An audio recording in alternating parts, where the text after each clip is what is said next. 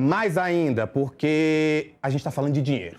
Muito, mas muito dinheiro. Você sabe que existe o fundo eleitoral, né? Aquele valor que se tornou aí uma das principais fontes de receita para que os partidos possam realizar as campanhas dos seus candidatos. Para 2026, o valor é de quase 5 bilhões de reais. E o Tribunal Superior Eleitoral tem as regras lá para distribuir esse montante. Mas, pulando aí esses detalhes técnicos dessa dinheirama toda, o Partido Liberal do Valdemar Costa Neto recebeu mais de 881 milhões de reais. E a coluna Igor Gadelha trouxe hoje que uma parte generosa desse montante está sendo distribuída pelo presidente do partido a candidatos a deputado federal, sejam aqueles que estão buscando reeleição, sejam os que estão tentando chegar ao Senado. Ainda que seja muito dinheiro, há também muitos candidatos. Segundo dados do TSE, são 534 candidaturas à Câmara e 33 ao Senado, somente do PL.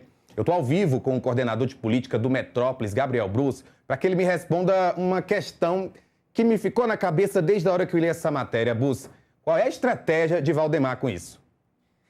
Boa tarde, Rafa. Boa tarde a quem está nos assistindo. É uma estratégia de tentar angariar ali os puxadores de voto, né? Eles têm uma estratégia, a coluna do Igor Gadelha, inclusive, traz que Padre Kelmon, por exemplo, que foi candidato à presidência em 2022, é uma das apostas do PL para angariar votos. A gente precisa lembrar o contexto.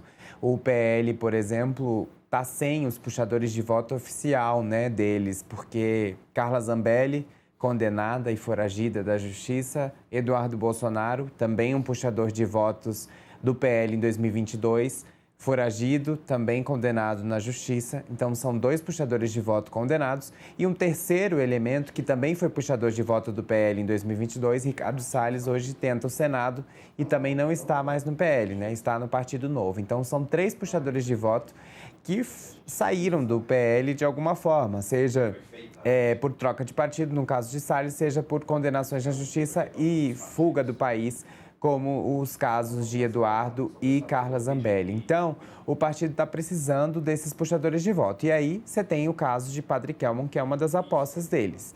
Agora, é um valor diferenciado para diferentes deputados. A gente viu ali na matéria, inclusive, do Gadelha, que fala de 3 milhões para um, mas não é para todo mundo que está sendo esse valor. Eu fui pesquisar, Rafa, os valores ao Senado. E aí pesquisei 2 candidaturas diferentes, né? Uma do Mato Grosso, José Medeiros, que é candidato do PL lá no Mato Grosso, e ele só recebeu até agora 1 milhão. É uma candidatura ao Senado. E outro nome que eu pesquisei também foi André do Prado, que é candidato ao senador ali por São Paulo. Ele já recebeu 2,5 milhões. Resta saber se essa diferença vai resultar ali em votos, porque o PL, por exemplo, tem muito foco no Senado Federal, mas me chamou muita atenção essa desproporção, né? Tem deputado ganhando 3 milhões e tem um candidato a senador, que é José Medeiros do Mato Grosso, que recebeu só 1 milhão.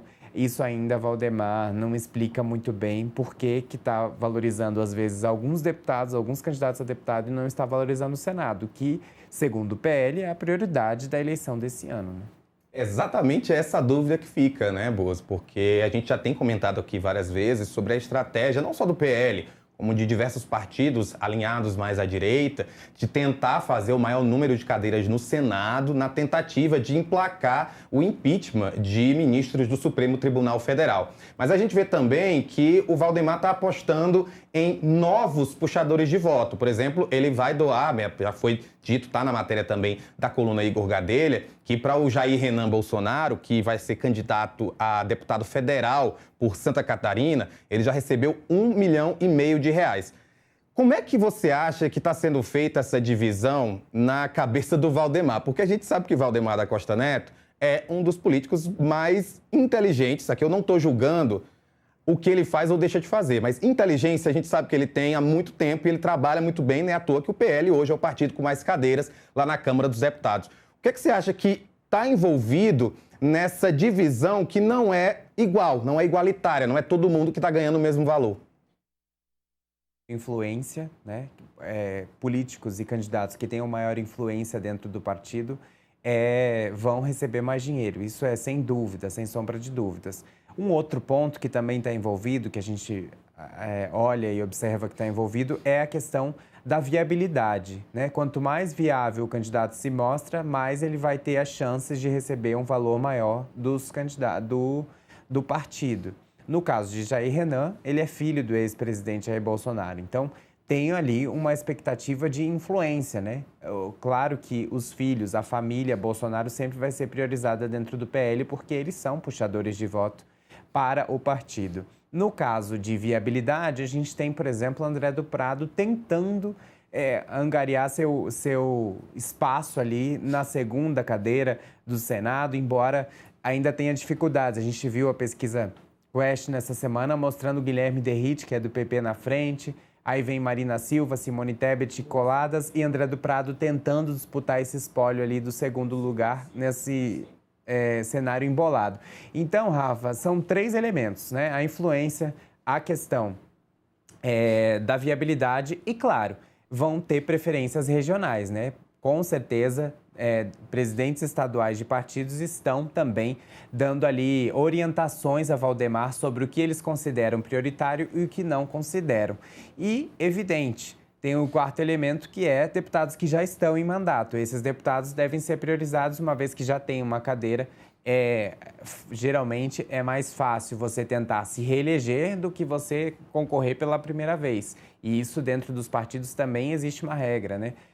Parlamentares que estão em mandato, que tiveram bom desempenho, são aprovados ali internamente no partido, vão ter uma preferência em relação àqueles que estão tentando um mandato pela primeira vez.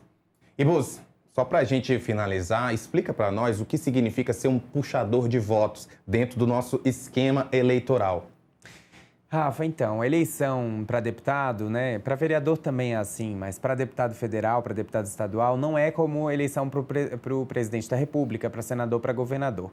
No caso desses cargos, governador, presidente, senador, quanto mais votos você recebe, mais chances você tem de ganhar. Se você recebe mais votos que os outros, você está eleito. No caso de deputado federal, não funciona assim. A eleição de deputado federal, de deputado estadual, de vereadores também é indireta. Como assim é indireta? É voto proporcional, né? Ela é proporcional ao número de votos que o partido recebe. Então, por exemplo, se eu recebo 100 mil votos e você, Rafa, recebe 200 mil votos, mas o seu partido, no total, recebeu só 500 mil votos e o meu recebeu 1 milhão, eu tenho chance de ser eleito e você não, porque o meu partido recebeu 1 milhão de votos. E aí o partido recebe o total. Então, cada candidato que você vai votando vai acumulando para o partido. Se o partido recebeu 1 milhão de votos, possivelmente ele terá mais cadeiras do que o partido que recebeu 500 mil reais. Então, por exemplo, 500 mil votos, perdão. Então, o partido que recebe... Quanto mais votos um partido recebe, mais ele vai ter ali votos. Portanto, puxador de voto é isso. Os partidos priorizam muito esses candidatos que são acumuladores de voto, né? Você teve, por exemplo, Nicolas Ferreira, o candidato mais votado ali do PL em 2022. Ele com certeza vai receber um fundo eleitoral muito alto, porque ele recebeu só ele sozinho 1 milhão de votos, né? Um pouco mais de 1 milhão. Então, você tem um espaço para eleger muito mais deputados que às vezes vão receber 80 mil votos, vão ficar muito atrás de deputados da esquerda, às vezes, ou de outros partidos que vão receber 100, 150, mas porque o partido só com um candidato recebeu mais de 1 milhão de votos.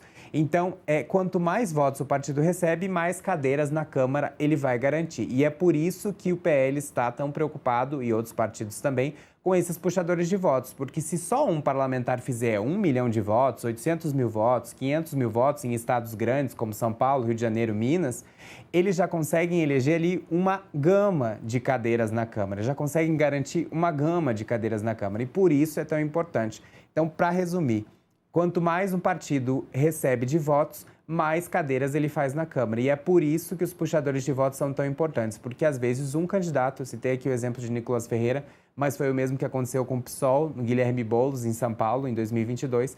Só eles, sozinhos, receberam 1 milhão de votos. Então, eles ajudaram a garantir mais cadeiras para os seus partidos na Câmara. E é isso que acontece, por isso que é tão importante para os partidos terem esses puxadores de voto nos seus estados. E por isso que é tão importante o seu voto. Um voto faz sim diferença. Nesse montante, imagina o que pode acontecer.